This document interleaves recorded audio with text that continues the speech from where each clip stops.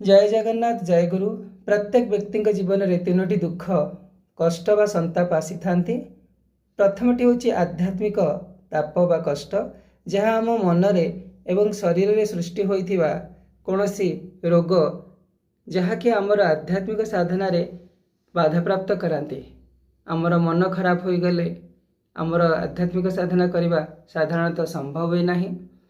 तो आध्यात्मिक ताप तापर आधि भौतिक ताप आमर चतुर्पार्श्व वातावरण जो अशांति प्राप्त हुए ताहाको कहा जाए आधि भौतिक ताप। ठीक से परी अधि दैविक ताप होची कौन सी अज्ञात स्रोतरु जो कष्ट व दुख प्राप्त हुंती ताको कहा जाए आधि दैविक ताप। हठात जमती कोविड आसिला आमको अशांति दुख एवं कष्ट रे पकईदेला ताहा होची आधि दैविक ताप। तो ये तीनोटी कष्ट व दुख रु निवारण पाई श्रीमद् भागवत महापुराण मंगलाचरण उल्लेख अच्छी सच्चिदानंद रूपाय विश्वोत्पत्त्यादि हेतवे तापत्रय विनाशाय श्रीकृष्णाय वयं नुमः। हाँ आज्ञा, भगवान होउछन्ति सच्चित आनंदर स्वरूप।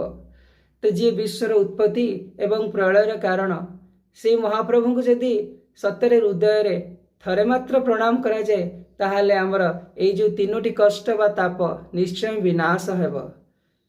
ओम क्लीं कृष्णाय गोविंद गोपी जन्न वल्लभाय नमः। हृदयर सहकार थरे प्रणाम करी देखंतु, समस्त कष्ट निश्चय निवारण हेब।